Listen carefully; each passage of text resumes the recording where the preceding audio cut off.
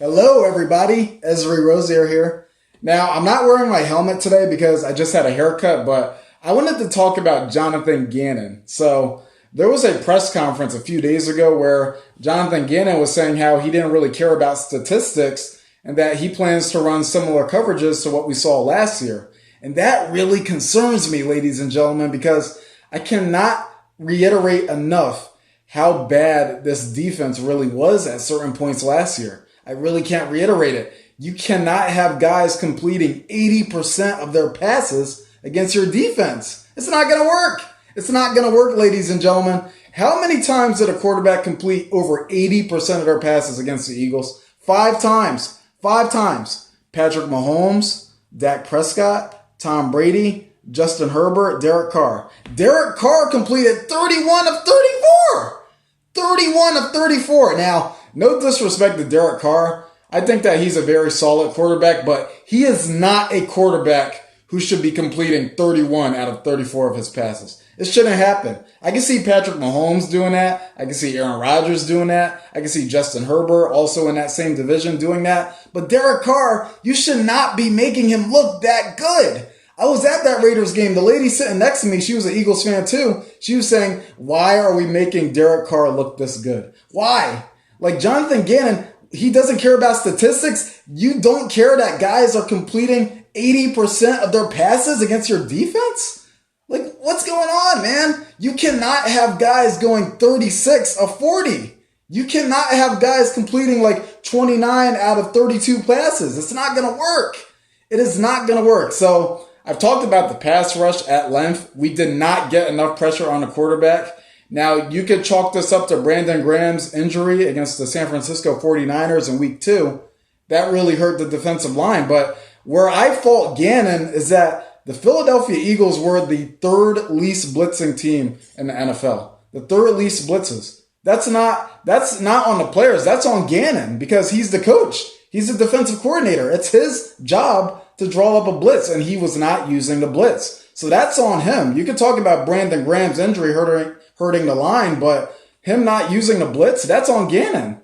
He would not use the blitz. We didn't get any pressure. And another thing is the freaking corners. So when these quarterbacks were completing these high percentages of their passes against our defense, not only was it because the defensive line wasn't getting any pressure, the pass rusher wasn't getting to the quarterback, but you had these cornerbacks that were playing 10, 15 yards off.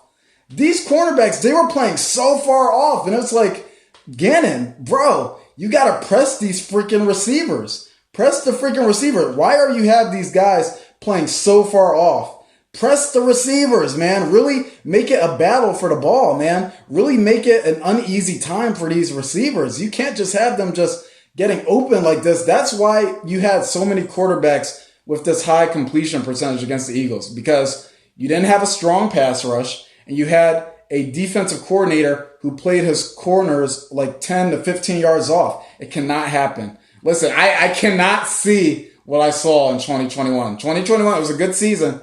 We came back from 2-5 to make the playoffs. It was a great season, but I cannot see that same defense I saw last year. I can't have guys completing 31 of 34 passes. I can't.